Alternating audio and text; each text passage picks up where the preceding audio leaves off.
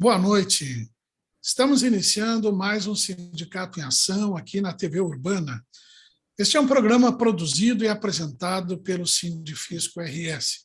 Aqui, todas as semanas, nós conversamos com alguma autoridade, um especialista, sobre os rumos da economia, os rumos do Estado e do país e também da política, evidentemente. Hoje nós temos uma pessoa muito especial no nosso programa. Nós temos Jorge Ritter, que é diretor técnico do Sindifisco RS e que é uma pessoa que tem um extenso currículo e uma experiência muito grande em lidar com números e dados da economia. Antes eu vou dar uma lida aqui do meu ladinho, aqui no currículo do Jorge Ritter, que está conosco hoje. O Jorge Ritter é formado em engenharia agronômica, tem especialização em gestão fazendária pela PUC e em Direito Tributário pela Escola da FISVEC. Ele é mestre também em Ciências Sociais pela PUC. Ele ingressou na Secretaria da Fazenda em 1992.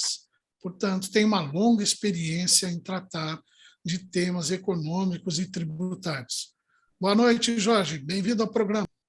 Boa noite, Lac. Boa noite a todos os que nos acompanham aí, os nossos ouvintes, né? É uma satisfação participar aqui do programa. Muito obrigado. Jorge, nós estamos há menos de um ano já do pleito de 2022, onde nós vamos escolher presidente, deputados, senadores e governador também.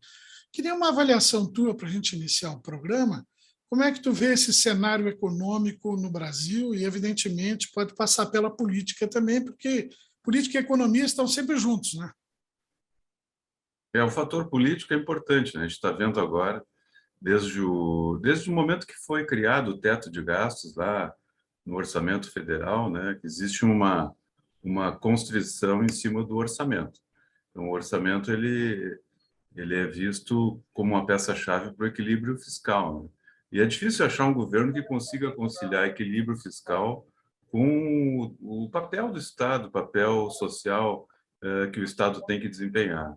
E a gente está vendo isso também, uma interação com o fator político na recente votação ontem da PEC dos precatórios, que nada se trata de conseguir mais teto, né, para esse teto de gastos, né? É conseguir mais 90 bilhões aí para o governo poder gastar, né? A desculpa é o Bolsa Família, agora nominado de Auxílio Brasil, mas a verdade é que entra muito mais outras coisas aí, né? Muitos mais gastos aí, que são de origem e interesse político, né? Com vistas eleitorais. A gente está vendo a questão da eleição se aproximando, o governo tentando elevar a sua popularidade através desses gastos públicos, né? Então é isso, o desarranjo fiscal ele começa a vir por aí, né? E o governo tenta arrumar mais espaço para gastar, porque o importante agora é a eleição. Sim, eu te referias à votação dos precatórios que ocorreu durante essa semana, na madrugada, na Câmara dos Deputados, e que causou um descontentamento do pré-candidato Ciro Gomes, que está ameaçando, né, deixar a candidatura porque vários membros do PDT apoiaram essa medida que é considerada pelo governo Bolsonaro como essencial para que ele possa ter um espaço de gasto para disputar as eleições o ano que vem. Como é que tu verificas esse cenário de inflação no Brasil e de gastos e também de ataque aos servidores? São várias pontas, coisas que se comunicam e outras coisas que não se comunicam. Como é que tu verificas isso? O PDT foi fundamental para a aprovação, né? Tanto o PDT como historicamente o PTB também dão votos, né? Repartem os votos, né? Eles fazem o fiel da balança sempre, né? Então, esquecem a história de que foram partidos de esquerda e acabam cedendo aos interesses fisiológicos, né? E a inflação, caminha por aí, né? A inflação é uma série de problemas estruturais aí, mas fundamentalmente eu vejo que é uma crise de confiança no governo federal, né, que faz o dólar subir. O dólar subindo, né, encarece todos os insumos. A nossa economia ela é muito dependente de insumos externos, né? Até o próprio petróleo que é produzido aqui, ele segue preços do exterior, porque a Petrobras vende petróleo para o exterior, um tipo de petróleo, e compra outros tipos de petróleo. Então, a baliza é o mercado internacional, né? E subiu em quantidade de dólares e no valor do dólar aqui internamente, né? Com a desvalorização do real. Então, as causas da inflação vêm muito por aí. A questão do agro, do consumo de alimentos no mundo, a questão da pandemia, é um problema multifatorial, né? Eu não sei em que ponto a gente vai conseguir conter essa inflação. A Selic está subindo, né? Semana foi elevado ao patamar já de 7%, e a gente sabe que quando o juros sobe, tende a frear a economia. Quando a economia freia, ela começa a gerar menos emprego e renda, e, enfim, aí pode haver um movimento de conter a inflação, mas com prejuízos sociais graves, né? Esse é o problema todo, né? Agora, Sim, por outro lado, assim, tanto a União como os estados têm arrecadado muito bem, né? A arrecadação está muito forte, porque ela se baseia muito no preço dos combustíveis, né?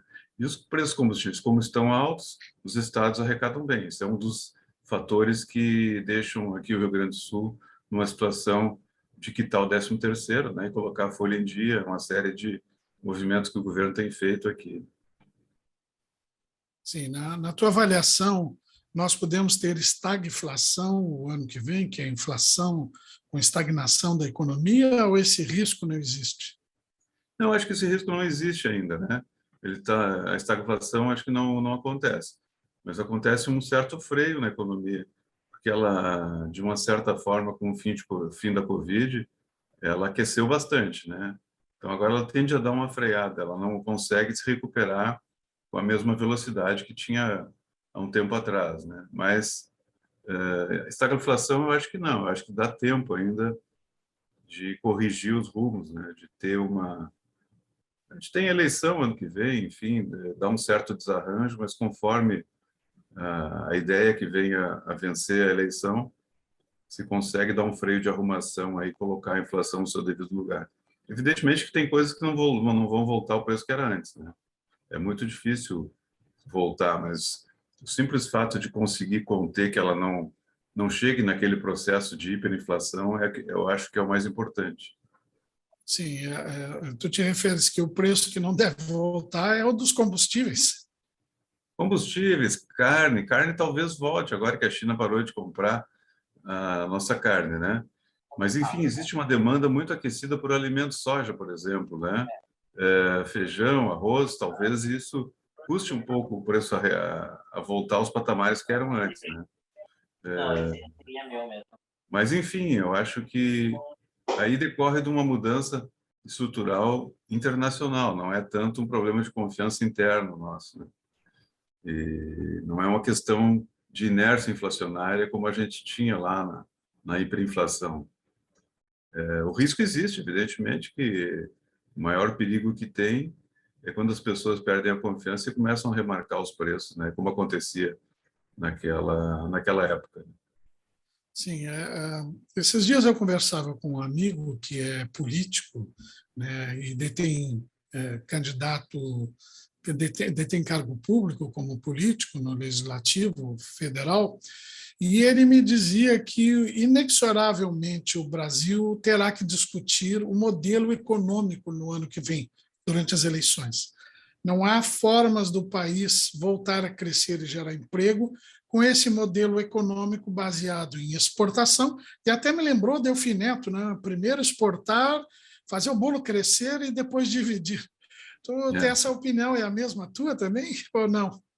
Crescer o bolo para depois dividir, né? E tem aquela teoria também dos pingos, né? Que primeiro cresce e depois vai pingando para as camadas que estão abaixo também. Só que isso acaba, no final, que a gente está vendo uma grande concentração de renda lá em cima e não está pingando, né? Porque Sim. eu acho que é da natureza humana reter, né? Se tu tem uma riqueza, né, qualquer que ela seja, tu procura reter, tesourar ela, colocar na poupança, aplicar, porque tu não sabe o teu futuro. Então, eu quero cuidar da minha aposentadoria, dos meus filhos, enfim. Então, o ser humano ele é concentrador, né? Ele concentra riqueza. E o sistema capitalista ele precisa construir ainda mecanismos que façam o dinheiro circular mais, né? Vir para a camada mais baixa. Isso não existe ainda, né? Existem algumas políticas sociais. Então, quando a gente vê a distribuição do índice de Gini, né? Antes da aplicação das políticas públicas, educação e saúde, por exemplo, ele é muito concentrado, né, a riqueza. Depois que tu aplica as políticas públicas, o índice de Gini melhora, né? Então, é por meio do papel do Estado, o papel alocador do Estado, né? Porque o Estado tributa e aloca esse dinheiro na sociedade, né? E aí que ele promove o equilíbrio, né? Só que no sistema mundo e sistema Brasil mais ainda, né? Essa concentração de renda, essa tributação regressiva, né? Ela não consegue atingir o topo da pirâmide para fazer o recurso baixar, né? Para fazer o recurso ser aplicado para os que mais necessitam. Isso aí ocorre, mas o grau de eficiência disso é muito baixo, né, ainda. Tanto é que nós temos miséria em todo lugar, né? Agora, no Brasil, realmente, ela aumentou muito.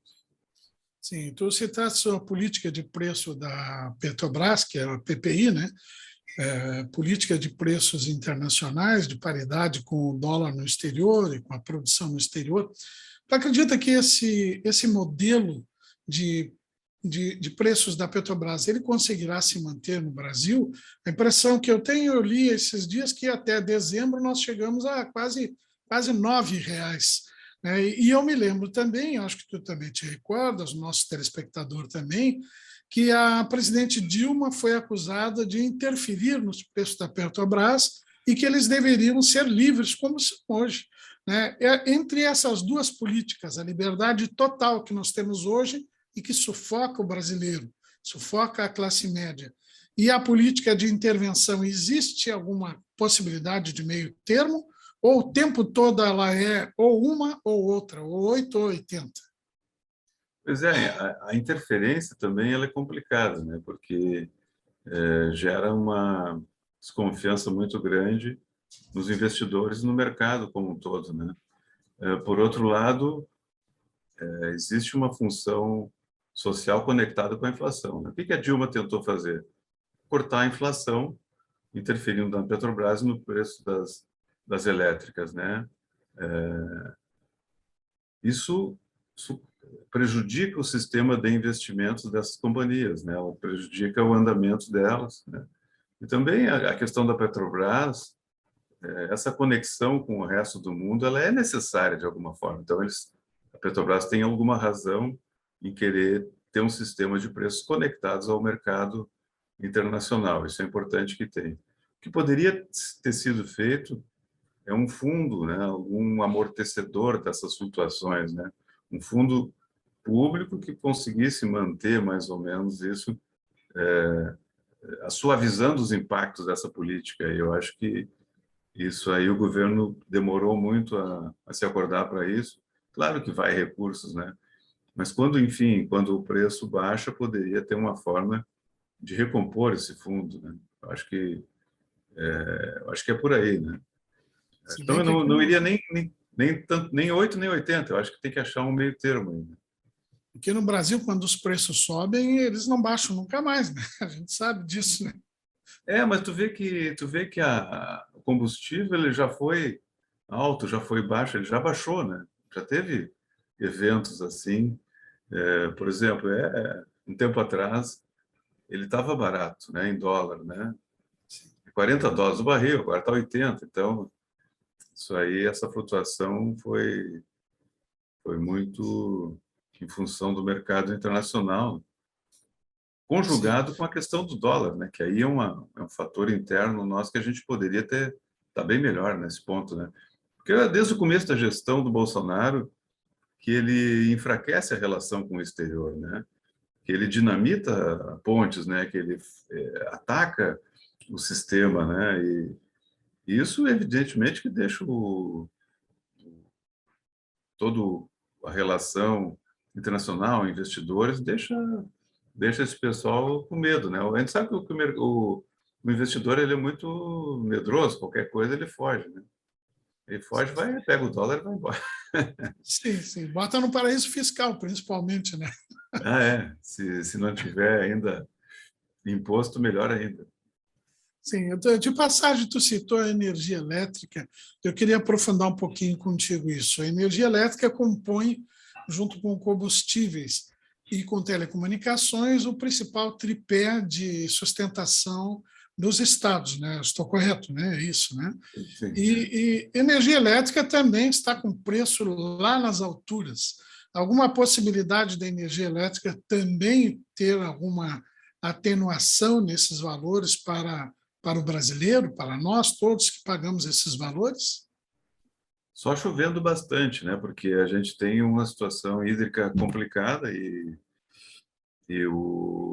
a geração por termoelétrica ela encarece o processo. Mas eu acho que choveu alguma coisa, já está melhorando nesse aspecto aí. Eu acho que a questão da energia tende a melhorar. Aqui no estado nós temos uma boa notícia para o ano que vem, que as alíquotas do ICMS vão baixar de 30 para 25.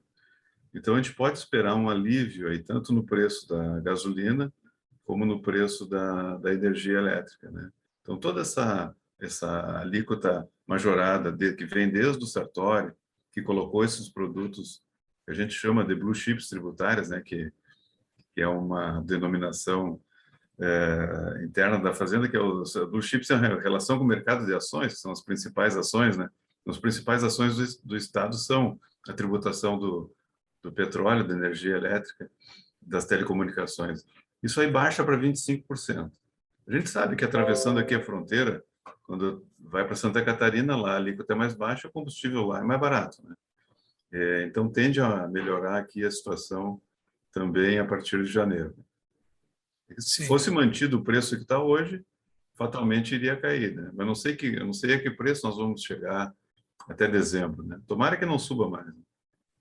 O Bolsonaro já anunciou essa semana que em 20 dias a Petrobras deve aumentar os valores de novo dos combustíveis, né? Então, é provável, o presidente sabe, inclusive a oposição quer investigar se Bolsonaro tem informação privilegiada. É óbvio que tem, né? Mas oficialmente não pode ter, né? Pois é. Bom, nós estamos aqui na TV Urbana, no programa Sindicato em Ação, conversando com o Jorge Ritter, que é diretor técnico do Sindifisco RS, debatendo a economia, a política e os rumos do Estado e do país. Nós vamos para um pequeno intervalo. Nesse intervalo, vamos ouvir as notícias em destaque com a jornalista Fabiane Flores, e já retornamos para continuar batendo um papo com Jorge Ritter, onde nós vamos abordar agora o Estado e a economia do Estado. Logo a seguir, nós voltamos. Rapidamente, é pá e bola, como dizia aquele apresentador de esporte na televisão. Oi, Lac! Olá, pessoal que acompanha o Sindicato em Ação de hoje. Vamos conferir agora as notícias da semana. Câmara aprova em primeiro turno o texto base de PEC dos precatórios que viabiliza Auxílio Brasil de R$ 400 em ano eleitoral. Impasse entre a Câmara e o Senado dificulta o avanço da reforma tributária. Lira culpa a omissão do Senado na reforma do IR por PEC dos precatórios. Sem avanço da reforma, relator vai propor apenas correção da tabela do imposto de renda. Teto de gastos abala a relação entre cúpula do Judiciário e o governo Leite. Impacto total da PEC dos precatórios é de 91,6 bilhões de reais para 2022, diz Ministério da Economia. Com teto de gastos, o governo gaúcho poderá ter de escolher quais leis vai descumprir. Estas e outras notícias você confere no site do Sindifisco RS. Eu já vi tanta coisa nessa vida. Nasci em 1928. Um ano depois, estourou a terrível crise de 29. Só que eu sou gaúcho e não me abalo por qualquer coisa. Eu sigo em frente. Depois veio a Revolução de 30, a Segunda Guerra, dezenas de planos econômicos e 8 moedas diferentes.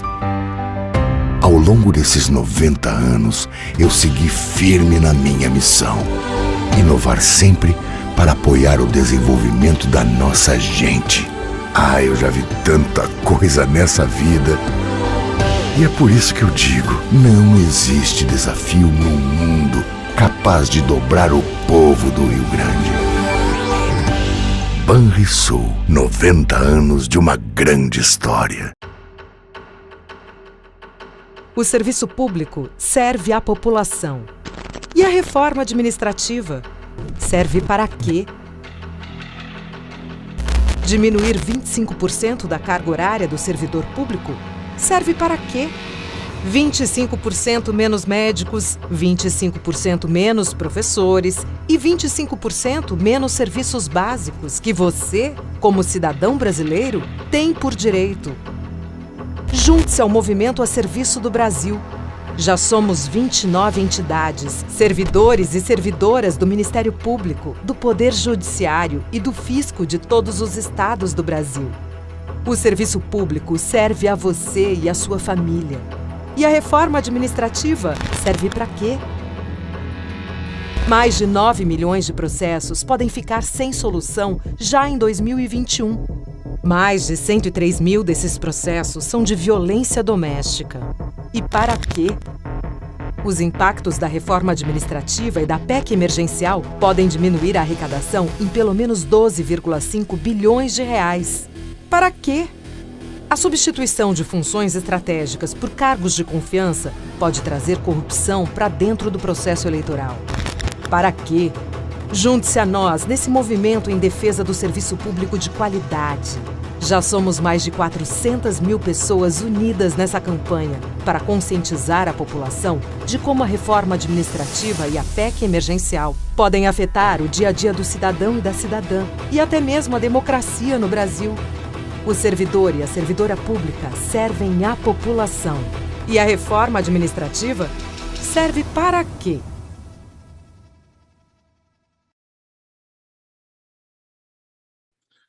Estamos de volta com o programa Sindicato em Ação aqui na TV Urbana. Este é um programa produzido e apresentado pelo Sindifisco RS. Hoje nós temos conosco aqui Jorge Ritter, que é o diretor técnico do Sindifisco RS e um especialista em economia e tributos aqui no Rio Grande do Sul.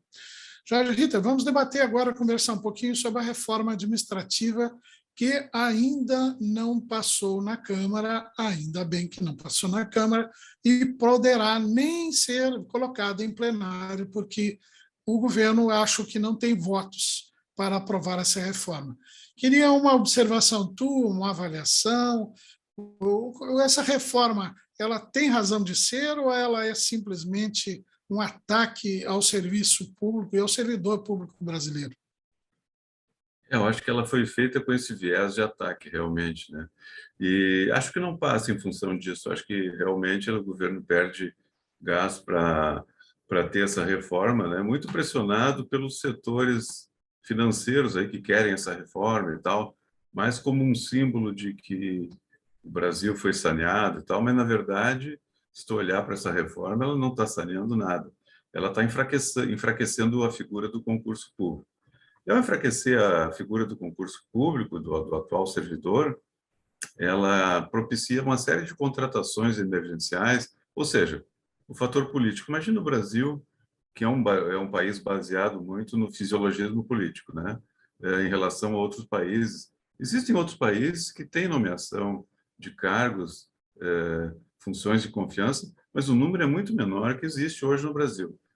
Então, a gente sabe que os cargos servem para alinhavar os padrinhos políticos, né, os cabos eleitorais, tudo isso, né? Então, essa reforma está muito nesse sentido de dar pasto, né, para esses políticos. A verdade é essa. A verdadeira reforma administrativa seria aquela que fortalecesse o serviço público, que fizesse acompanhamento da eficiência do serviço prestado, via indicadores. Mas isso não tem, né, lá, que se tu olhar na reforma, dá uma lida na reforma, tu não encontra indicadores de eficiência, um processo gerencial mais moderno, que isso aí sim seria muito bom, né? A gente sabe que o serviço público tem muitas áreas de eficiência, tem alguns pontos que ele pode melhorar muito, mas o serviço público brasileiro, no geral, ele é bom. né? Olha o SUS agora com a pandemia, né? A resposta que deu, a quantidade de vacinas que estão sendo aplicadas, todo o gerenciamento da saúde no Brasil é um exemplo para o mundo inteiro. E em várias áreas existem polos de eficiência no setor público muito bons. Não dá para destruir isso, né? E essa reforma, ela ameaça o bom serviço público, né? Essa é a minha visão. Eu acho que não passa, felizmente. Sim, eu sempre digo, e digo isso muitas vezes lá na RS Rádio, que é a nossa emissora de rádio aqui do Sindifisco, que eu adoro eleições não só porque elas são a base da democracia, a troca e a consequência do voto, mas porque os partidos políticos e os políticos, quando se aproxima a eleição, que é esse período agora, que nós já estamos a menos de um ano da eleição, todas as maldades têm a tendência de pararem, como essa da reforma administrativa, que iniciou o ano de vento em popa, com grande apoio parlamentar dos conservadores, e ele foi minguando de acordo com o que o ano foi andando. Eles começaram a visualizar ali na frente, tem voto lá na frente, tem eleição, e aí foi minguando aquela vontade de destruir o serviço público, né? Por isso que eu gosto de eleições, além de outras razões óbvias, mas essa é uma das que eu gosto. Mas, Jorge, pois não, diga. Muitas maldades refluem em função disso. Sim. Inclusive o retrocesso aqui nas alíquotas do Estado também é uma avaliação eleitoral, também está dentro dessa linha aí. Sem dúvida, embora o governador Eduardo Leite não concorra à reeleição, né, no seu lugar deve concorrer o vice, o Randolph, do PTB, né, e acho que já saiu até do PTB. E, embora ele não concorra, mas ele concorre à presidência da República e, olha, ele tem chances lá, hein? Ele tem... E os deputados também votam diferente, né, quando chega a hora da eleição, né? Sim, todos eles votam. Trazendo a discussão aqui já para o Estado, antes de falar da economia em si do Estado, o governo estadual enviou para a Assembleia um projeto de teto de gastos, né, a semelhança do teto de gastos do governo federal, e que já está lá desde o governo Temer, né, vem durante 20 anos reduzir todos os gastos em todos os setores públicos. Esse teto de gasto aqui no Rio Grande do Sul tem razão de ser? O governo está fazendo aqui mais para viabilizar a entrada no regime de recuperação fiscal, né? Evidentemente que esses tetos não são sustentáveis, né? Então se vê que desde o teto de gasto já se sabia, o teto de gasto federal, que uma hora ia estourar aquilo ali e o governo ia ter que fazer alguma coisa porque aquilo não se sustenta, né? Então coloca lá atrás, já na Dilma, né, a questão das pedaladas fiscais, que nada foi do que um aperto no orçamento, e se encontram maneiras de driblar esses limitadores, né? Veio o Temer, fez o teto, né, a regra de ouro, enfim, uma série de regras que limitam os gastos, mas de uma forma que se espera que com isso a economia vai crescer, só que a economia não cresce, né? E aí não tem como atender as despesas públicas, né? E no Estado é mais do mesmo, né? Como existem muitas demandas reprimidas em função, por exemplo, o salário dos professores, né? Quando é que vai ter uma recomposição? Vai ter que ser feita uma recomposição, né? Não pode continuar assim. Uma série de outros fatores e categorias que necessitam de recomposição. Então, os próprios gastos públicos, eles respondem às questões inflacionárias, né? Muito embora a arrecadação esteja boa, mas um teto é muito difícil, né, de ser administrado. O teto, vamos supor que seja aprovado, daqui a pouco tem que reformar o teto. Sim, ele é uma exigência do Ministério da Economia, do Paulo Guedes, né, dos liberais que estão lá, de que se aprove esse teto de gastos e se permita que, a partir daí, o mercado injete recursos e venha para o crescimento, né? Mas nós já vimos isso no governo Dilma. Dilma deu uma desoneração na área de pessoal, né, na área de gastos com funcionários, na espera de que o mercado viesse a aportar recursos, já que ele não iria ter que pagar esses impostos, e, pelo que eu sei, o mercado embolsou esses recursos como lucro, né, e não levou esses recursos para a economia. Então, a gente aqui no Brasil, né, Jorge, a gente sabe como é que funciona a economia, né? Acaba não acontecendo as coisas como se espera, né? Como são anunciadas, ou se são anunciadas já sabendo que não vai acontecer nada. É muito para inglês ver, né, esse teto de gasto. É muito para mostrar, olha, eu estou fazendo a minha parte aqui e quero quero aderir ao regime de recuperação fiscal e ficar um tempo sem pagar a dívida. É mais ou menos isso. Sim. Jorge, e a economia gaúcha, como é que ela deverá prosseguir daqui para frente? Vamos para o último ano do governo Eduardo Leite, temos aí pelo menos 9 candidatos que vão disputar a eleição aqui no estado no ano que vem, todas elas conectadas com os candidatos à presidência. Muita coisa ainda vai acontecer, gente que vai abandonar e vai apoiar outros candidatos. Mas como é que a economia gaúcha deve se comportar, já estamos em novembro, né, nesse último ano de governo do Eduardo Leite? A economia nossa é muito ligada à agricultura, né? E tem uma indústria forte também, mas a agricultura ela é determinante. E a gente teve, no ano retrasado, uma seca muito forte, mas no ano passado a safra foi espetacular, principalmente soja, milho, arroz, trigo também. E esses produtos indexados a dólar, né, pela exportação. Então, entrou muito dinheiro aqui no estado, né? Tende a acontecer de novo se a safra for boa, né? Então, isso deu um gás muito forte, né? Porque, embora o agro seja isento em muitas operações, especialmente a exportação, mas ele faz girar muito dinheiro dentro do sistema do comércio gaúcho, nas compras das indústrias, né? As indústrias ligadas às máquinas e implementos agrícolas. Então, e também estou vendo muito investimento aqui no estado, assim, no interior, o pessoal está investindo muito, né? Com esse recurso que entrou aí. Então, a construção civil a gente vê que está aquecida, né? Com o juro mais baixo, que teve crédito mais barato na construção civil. Então, assim, no Rio Grande do Sul, até agora está indo bem a economia. Tem um sinal de que a Covid arrefeceu, né? A gestão fiscal do Estado, ela é boa, é competente, né? A gente acompanha isso, embora tenha esse viés neoliberal de cortes e tal, é uma gestão séria. A gente pode dizer dessa relação que a gente tem lá no Secretaria da Fazenda com o governo, a gestão é muito séria. Então, isso passa, né, uma tranquilidade maior aqui para o Estado. Sim, sim. A Lei Candir ainda é uma norma, uma lei inimiga dos gaúchos? Não, a Lei Candir, ela foi a diferença ali, né? A questão do que era exportado e era tributado e as perdas da Lei Candir, foi feito um acordo, né?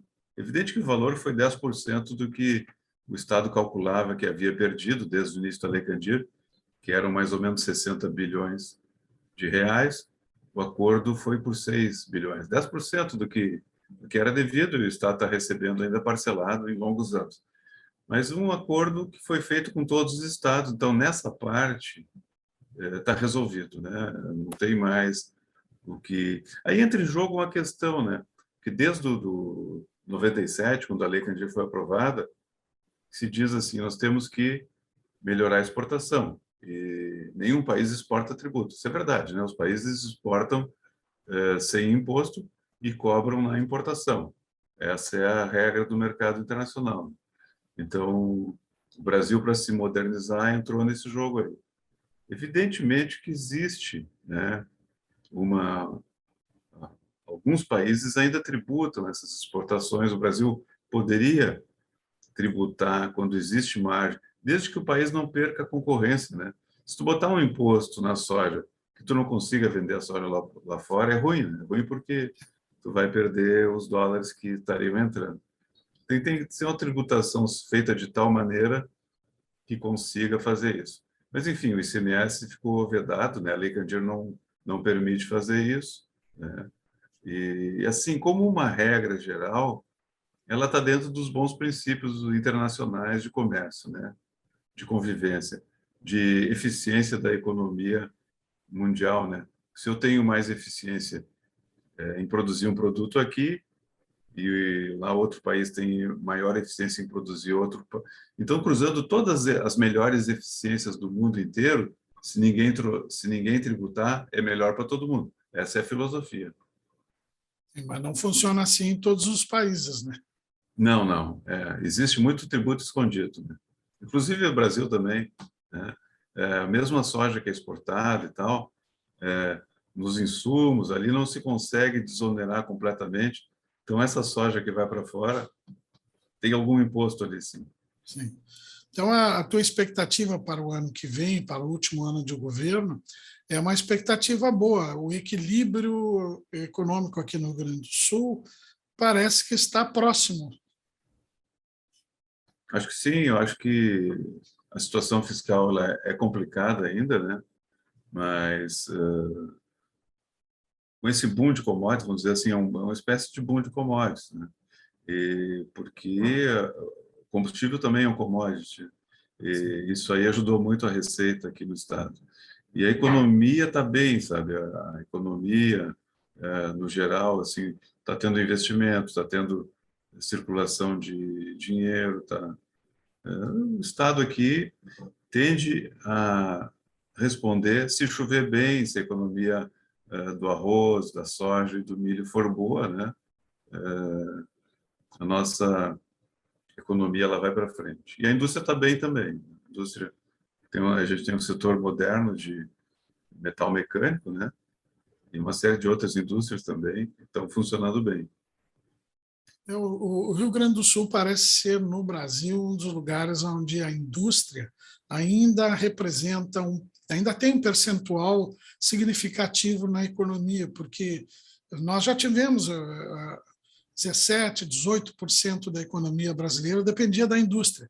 Hoje, na média do país, está menos de 10%, né? Caiu muito, a gente virou todo um entreposto comercial de produtos feitos na China, isso é meio geral, né? Toda a manutenção. A gente viu agora, a gente não tinha nem máscara feita aqui, tudo tem que vir lá do setor dos asiáticos, né? Toda essa manufatura tendo ido para lá, as indústrias não têm como competir, porque o custo lá existe muito mais baixo que aqui, né? Então, qual é a saída? Nós temos que repensar toda a nossa... Como tu falou, né? O próximo governo tem que repensar um novo modelo econômico que considere o que a gente pode fazer com eficiência aqui, que não seja só o agro, né? E o agro também é sujeito a flutuações de mercado. Então, o que nós podemos evoluir aqui de tecnologia, de valor agregado, né? Que possa desenvolver o Brasil, né? De forma sustentável, né?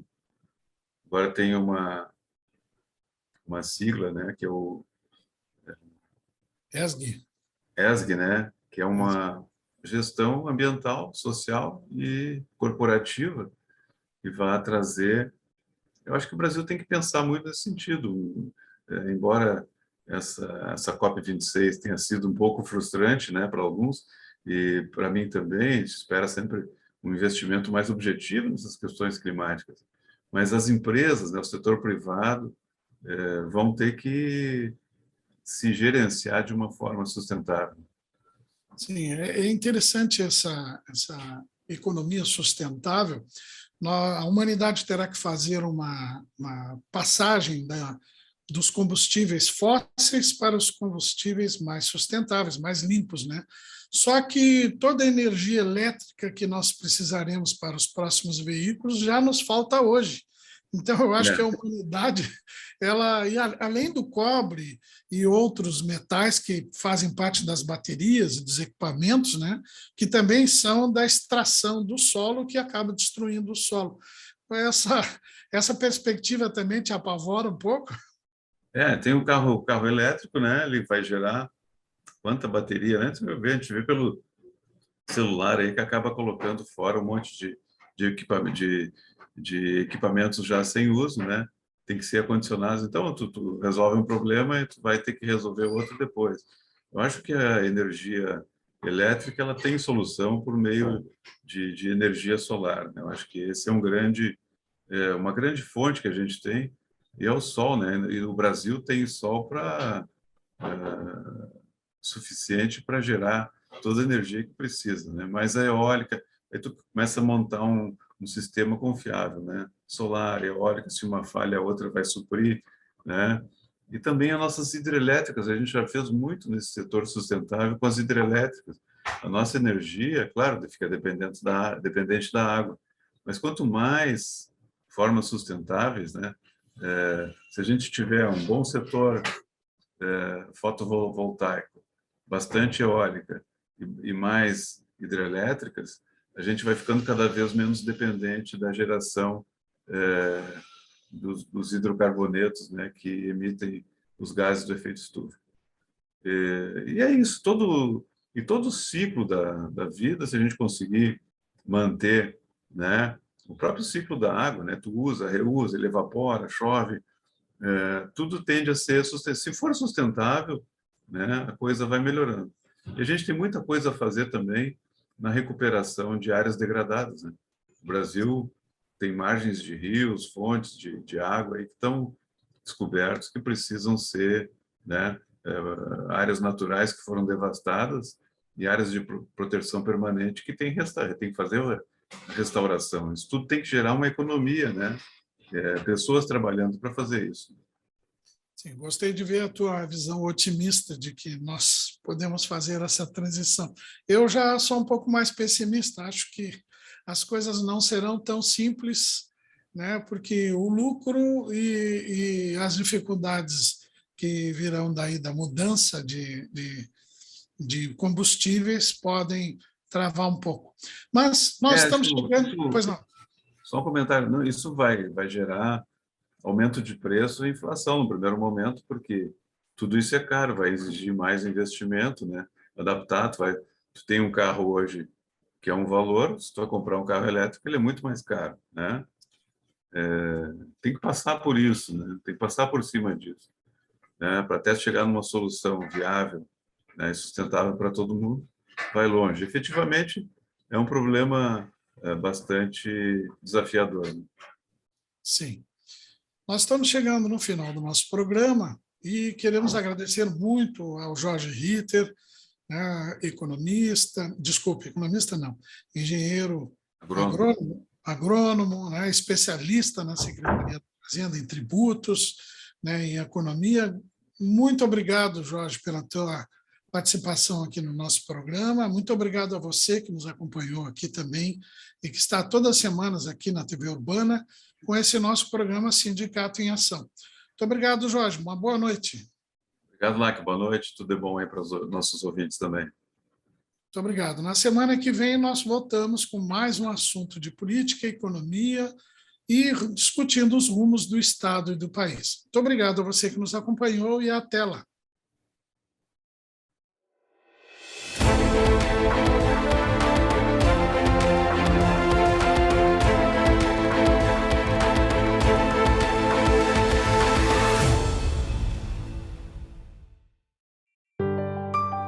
Eu já vi tanta coisa nessa vida.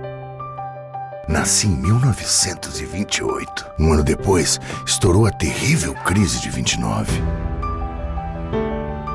Só que eu sou gaúcho e não me abalo por qualquer coisa. Eu sigo em frente. Depois veio a Revolução de 30, a Segunda Guerra, dezenas de planos econômicos e 8 moedas diferentes.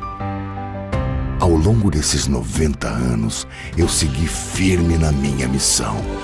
Inovar sempre para apoiar o desenvolvimento da nossa gente. Eu já vi tanta coisa nessa vida. E é por isso que eu digo, não existe desafio no mundo capaz de dobrar o povo do Rio Grande. Banrisul, 90 anos de uma grande história. O serviço público serve à população. E a reforma administrativa serve para quê? Diminuir 25% da carga horária do servidor público serve para quê? 25% menos médicos, 25% menos professores e 25% menos serviços básicos que você, como cidadão brasileiro, tem por direito. Junte-se ao movimento a serviço do Brasil. Já somos 29 entidades, servidores e servidoras do Ministério Público, do Poder Judiciário e do Fisco de todos os estados do Brasil. O serviço público serve a você e a sua família. E a reforma administrativa serve para quê? Mais de 9 milhões de processos podem ficar sem solução já em 2021. Mais de 103 mil desses processos são de violência doméstica. E para quê? Os impactos da reforma administrativa e da PEC emergencial podem diminuir a arrecadação em pelo menos 12,5 bilhões de reais. Para quê? A substituição de funções estratégicas por cargos de confiança pode trazer corrupção para dentro do processo eleitoral. Para quê? Junte-se a nós nesse movimento em defesa do serviço público de qualidade. Já somos mais de 400 mil pessoas unidas nessa campanha para conscientizar a população de como a reforma administrativa e a PEC emergencial podem afetar o dia a dia do cidadão e da cidadã e até mesmo a democracia no Brasil. O servidor e a servidora pública servem à população. E a reforma administrativa serve para quê?